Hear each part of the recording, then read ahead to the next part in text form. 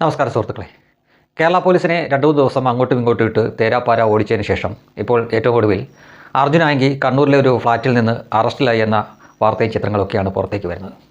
കഴിഞ്ഞ 2-3 ദിവസം ഇവിടുത്തെ മാപ്പറുകൾ ആഘോഷിച്ച ഒരു വാർത്തയാണ്. അർജുൻ ആയങ്കി എന്ന പേര് കേൾക്കുമ്പോൾ തന്നെ മറ്റ് പാർട്ടിക്കാർക്കും സാധാരണ ജനങ്ങൾക്കുമൊക്കെ അവരുടെ മനസ്സിലേക്ക് വരുന്ന ചിത്രം ഒരു പാർട്ടി ഗുണ്ട എന്ന നിലയിലായിരുന്നു. അയാൾ CPM-കാരൻ തന്നെയായിരുന്നു ഒരു കാലത്ത്. ഇപ്പോൾ അവരുടെ പാർട്ടിക്കാർ തള്ളിപ്പറയുന്നുണ്ടെങ്കിലും അയാൾ എഴുതിയതും പ്രവർത്തിച്ചതുമെല്ലാം ആ പാർട്ടിക്ക് വേണ്ടിയായിരുന്നു എന്ന് ഏറ്റവും ഒടുവിൽ അയാൾ ലൈവിൽ വന്നപ്പോൾ പോലും പറയുകയുണ്ടായി.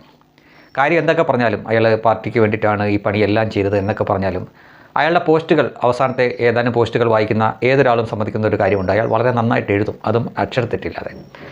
ഏറ്റവും ഒടുവിലായിട്ട് അയാളുടെ 1-2 പോസ്റ്റുകൾ നമുക്ക് വായിച്ചാൽ മനസ്സിലാവുന്നത് പാർട്ടിക്ക് വേണ്ടിയിട്ട് ചെറുപ്പത്തിൻ്റെ ചോരത്തിളപ്പെല്ലാം ഉപയോഗിച്ചിട്ട് ഏറ്റവും ഒടുവിലൊരു നിർണായക ഘട്ടം വന്നപ്പോൾ പാർട്ടി നിഷ്കരണം തള്ളിപ്പറഞ്ഞ ഒരു ചെറുപ്പക്കാരൻ്റെ രോഷവും വേദനയും സങ്കടമൊക്കെ അയാളുടെ ആ പോസ്റ്റുകളിൽ നമുക്ക് കാണാൻ സാധിക്കും. ഒരു രീതിയിലും അയാളെ ന്യായീകരിക്കാൻ വേണ്ടി പറയുന്നതല്ല. ഇതുപോലുള്ള ആയിരക്കണക്കിന് ചെറുപ്പക്കാർ ആ പാർട്ടിയിലുണ്ട്. എനിക്ക് വ്യക്തിപരമായിട്ട് ചിലരെ അറിയുകയും ചെയ്യാം.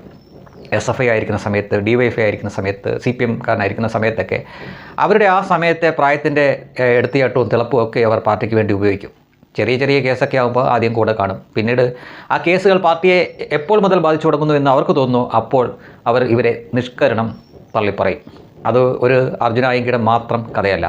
അയാൾ പറയുന്ന പോലെ അയാൾ ഈ ചെയ്തതെല്ലാം പാർട്ടിക്ക് വേണ്ടിയായിരുന്നു. അയാളുടെ വ്യക്തിപരമായിട്ട് ഉണ്ടാക്കിയ 1-2 കേസ് മാത്രമായിരുന്നു, ബാക്കി എല്ലാം പാർട്ടിക്ക് വേണ്ടിയായിരുന്നു എന്ന് അയാൾ പറയുന്നു.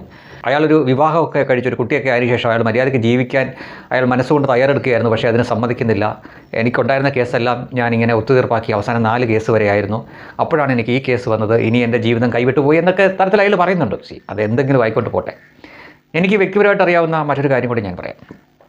2-3 വർഷത്തിന് മുമ്പ് എൻ്റെ ഒരു ബന്ധു ആലപ്പുഴ വണ്ടാനം മെഡിക്കൽ കോളേജിൽ അസുഖം ബാധിച്ച് കിടക്കുന്ന സമയത്ത് അദ്ദേഹത്തെ കാണാൻ വേണ്ടിയിട്ട് ഞാൻ പോയി. അപ്പോൾ ഈ വണ്ടാനം മെഡിക്കൽ കോളേജിൻ്റെ ഒരു പ്രത്യേകത എന്ന് വെച്ച് കഴിഞ്ഞാൽ അവിടെ എപ്പോഴും ഈ വാതിക്കെ നിൽക്കുന്ന സെക്യൂരിറ്റി ആയിട്ട് ഈ രോഗികളെ കാണാൻ വരുന്ന സന്ദർശകർ മിക്കവാറും ഉടക്കാറുണ്ട്. അവിടെ വഴക്കൊക്കെ ഉണ്ടാവാറുണ്ട്. അതൊരു നിത്യ കാഴ്ചയാണ്. അപ്പം ഞാനും ആ പാസ്സൊക്കെ ആയിട്ട് ഇങ്ങനെ നിൽക്കുമ്പോൾ വാതിക്കെ ആരൊക്കെയായിട്ട് ആ സെക്യൂരിറ്റി വഴക്കിട്ടുകൊണ്ടിരിക്കുകയാണ്. അപ്പോൾ ഞാൻ ഇതിലൊന്നും പെടാതെ ഇങ്ങോട്ട് ഒതുങ്ങി മാറി നിന്നപ്പോൾ എൻ്റെ കൂടെ വേറൊരു ചെറുപ്പക്കാരനോടുണ്ട്, ഒരു 30 വയസ്സ് കഷ്ടിച്ച് വരുന്ന ഒരു ചെറുപ്പക്കാരൻ. അപ്പോൾ അയാൾ ആരോടൊന്നില്ലാതെ ഇങ്ങനെ പറയുകയാണ്. 1-2 വർഷം മുമ്പായിരുന്നെങ്കിൽ അയാൾ ഇതിൻ്റെ നടുക്ക് തന്നെ കാണുമായിരുന്നു. അപ്പോൾ ഞാനിങ്ങനെ അയാളെ നോക്കി ചോദിച്ചെന്താ അല്ല, ആ സമയത്ത് ഞാനും ഇതേപോലെ എന്ത് കണ്ടാലും ചാടിക്കയറി പ്രതികരിക്കും. ഇതിൻ്റെ ഇടയ്ക്ക് ഞാൻ കാണുമായിരുന്നു. DYFI-കാരനായിരുന്നു ചേട്ടാ. എന്നോട് പറയണം, കുറേ കേസുണ്ട്. ആദ്യമൊക്കെ നല്ല രസമായിരുന്നു. ഇപ്പോൾ ഒരു പെണ്ണൊക്കെ കെട്ടി കൊച്ചായി, കൊച്ച് സുഖമില്ലാത്ത ആശുപത്രിയിലാണ്. അങ്ങനെയാണ്. ആരുമില്ല ചേട്ടാ, പാർട്ടിയൊക്കെ കൈവിട്ടു. എന്നിട്ട് അയാൾ വളരെ ചുരുക്കി അയാളുടെ കാര്യം പറഞ്ഞു. നല്ല സമയത്ത് ഈ പാർട്ടിക്ക് വേണ്ടിയിട്ട് കുറേ കാര്യങ്ങൾ ചെയ്തു. അപ്പോൾ ആ തുടക്കത്തിൽ ഞാൻ നേരത്തെ പറഞ്ഞ പോലെ തന്നെ ചെറിയ ചെറിയ കേസൊക്കെ ആകുമ്പോൾ അവർ കൂടെ നിൽക്കും. പിന്നീട് അവരുടെ പാർട്ടിക്ക് അത് ഏത് ഘടകമാണെങ്കിലും ശരി അതിനെ ബാധിക്കുന്നു എന്ന് തോന്നിക്കഴിഞ്ഞാൽ അവർ കൈവിടും. പിന്നെ നല്ല സുഖമാണ്. കാര്യം കേസ് വിളിക്കുമ്പോൾ പോകണം, മാറ്റിവെക്കും, വീണ്ടും പോകണം. അങ്ങനെ കുറച്ച് കയറി ഇറങ്ങുമ്പോൾ തന്നെ ജീവിതത്തിൻ്റെ നല്ലൊരു ഭാഗം പോകും. പിന്നീട് ഇവർ ശരിക്കും തലയിൽ കൈവച്ച് സ്വയം ശപിക്കും. ഇതിനൊക്കെ ചാടി പുറപ്പെടേണ്ടിയിരുന്നില്ല എന്നവർ ചിന്തിക്കും. ഇതൊരു അർജുൻ ആയങ്കിയുടെയോ അല്ലെങ്കിൽ ഞാൻ ഈ പറഞ്ഞ ഒരു ചെറുപ്പക്കാരൻ്റെയും മാത്രം കഥയല്ല. കമ്മ്യൂണിസ്റ്റ് പാർട്ടിക്ക് വേണ്ടിയിട്ട് ഇങ്ങനെ നടന്ന ജീവിതം തുളച്ച ആയിരക്കണക്കിന് ചെറുപ്പക്കാരുടെ കഥയാണ്. അതിലേറ്റവും അവസാനം നമ്മൾ അറിയുന്നത് ഒരു അർജുൻ ആയങ്കിയുടെയാണ്. അപ്പോൾ അയാൾ ഗുണ്ടയാണ്, പാർട്ടിക്ക് വേണ്ടി തല്ലാനും കൊല്ലാനും നടന്നിട്ടുള്ള വ്യക്തിയാണ് എന്നെല്ലാം പറയുമ്പോഴും ഇതെല്ലാം അയാൾ ചെയ്തത് ആർക്ക് വേണ്ടിയിട്ടാണ്? ഇതിൻ്റെയൊക്കെ തുടക്കം എവിടെ നിന്നാണ് എന്ന് നമ്മൾ ചിന്തിക്കണം. ഇതിൻ്റെയൊക്കെ തുടക്കം പാർട്ടിയാണ്. അവർ മൂപ്പിച്ചു കൊടുക്കും ആ തുടക്ക സമയത്തല്ല.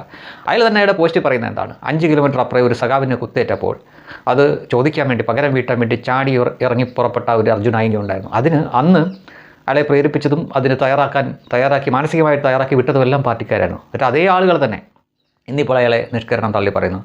പോലീസും നിയമ സംവിധാനം എന്ത് വേണമെങ്കിലും ചെയ്തോട്ടെ എന്നാണ് പിണറായി വിജയൻ പറയുന്നത്. MV ജയരാജൻ എന്ന ആൾ പറയുന്നത് തൂഫാനിൽ, അതായത് ഈ ഓപ്പറേഷൻ തൂഫാൻ ഉണ്ടല്ലോ, ഓപ്പറേഷൻ തൂഫാനിൽ തൂക്കുന്ന പോലെ അർജുൻ ആയങ്കിയെ തൂക്കണം എന്നാണ് പറയുന്നത്. MV ഗോവിന്ദൻ എന്ന അവരുടെ സംസ്ഥാന സെക്രട്ടറി പറയുന്നത് പാർട്ടിയുമായിട്ട് അർജുൻ ആയങ്കിക്ക് ഒരു ബന്ധവുമില്ല എന്നാണ് പറയുന്നത്. അപ്പോൾ ഇതിൽ നിന്ന് മറ്റുള്ള ആളുകൾ ഇപ്പോഴും അയാളെ പിന്തുണച്ചുകൊണ്ട് ഒരുപാട് പാർട്ടിക്കാർ അയാളെ പിന്തുണച്ചുകൊണ്ട് ഒപ്പമുണ്ട്. അവർക്കെല്ലാം വിധി ഇത് തന്നെയാണ്.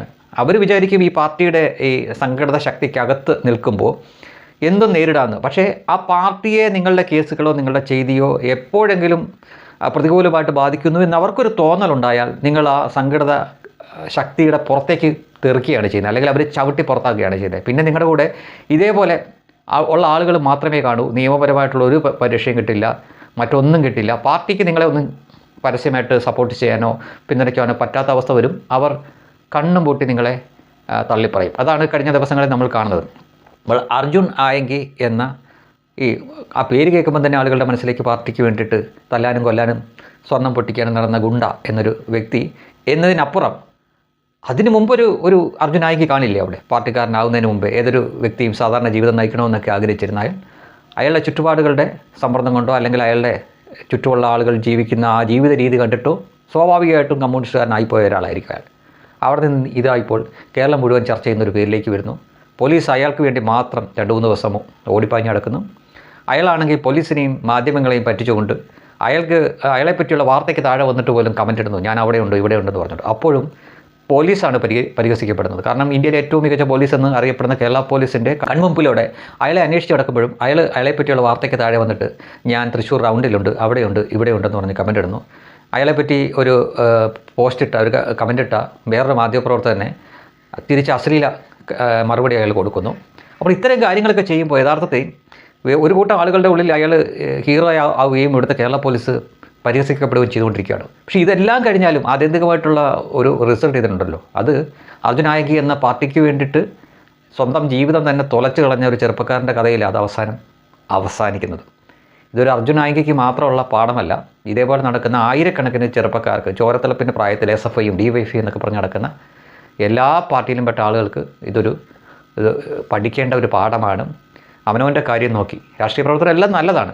പക്ഷേ പാർട്ടി പറഞ്ഞാൽ കൊല്ലാനും വെട്ടാനും ഒക്കെ നടക്കുന്നവർ ഓർക്കുക, ഒരു പ്രത്യേക പോയിന്റിലെത്തി കഴിയുമ്പോൾ പാർട്ടിയുടെ യാതൊരു പിന്തുണയും പിന്നെ നിങ്ങൾക്ക് കാണില്ല.